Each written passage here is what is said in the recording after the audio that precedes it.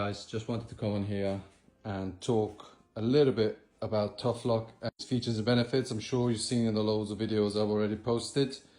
I've got some feedback, I've got some questions, so let's run them through. First, how does it work? You drive your bike into it all the way forward. As you can see, it will keep your bike upright. And then all you do is you take the pin, put it through the wheel, and then you lock it. Simple as that.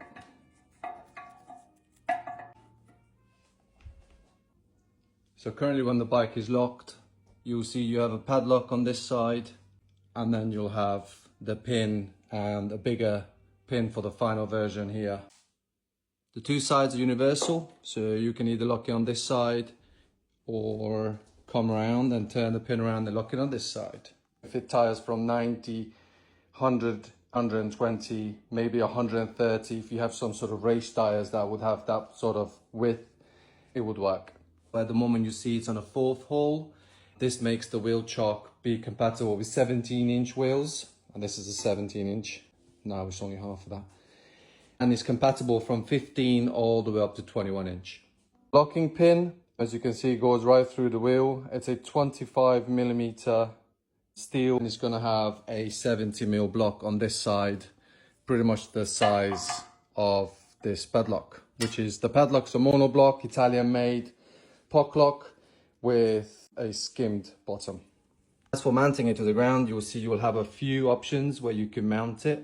There's a few holes there for anchor bolts. Ignore the keyholes, they were just there for testing. We won't really use them, it's not necessary. Another question we had, they said, it's an expensive unit. What happens if there's no bike in it and someone wants to steal it? As you can see here, the pin is not used position. What this will actually do in the bottom hole, you can't move it any higher, it will block these 3 mounting holes. Once these 3 mounting holes are blocked, you cannot get the screws out, so you won't be able to remove the device while it's not in use. While the bike is in use, as you can see, there's 2 mounting holes here. Once the bike is parked, those bolts are not removable.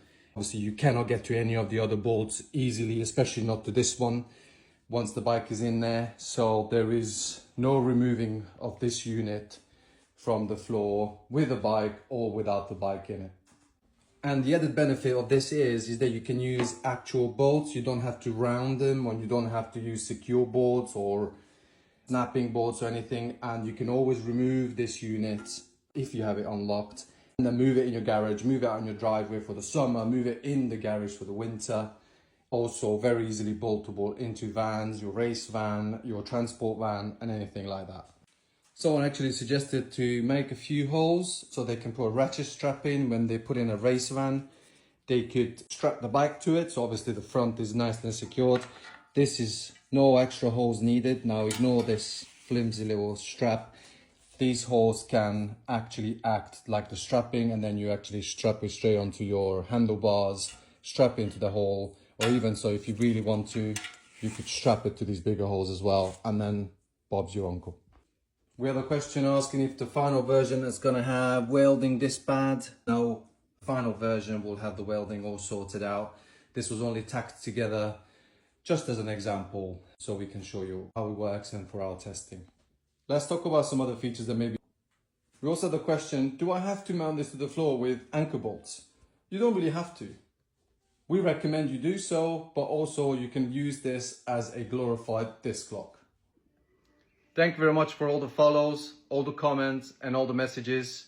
As you know, we are a really small startup in the UK, so we'll appreciate any likes, comments, and shares that you might want to leave on this page.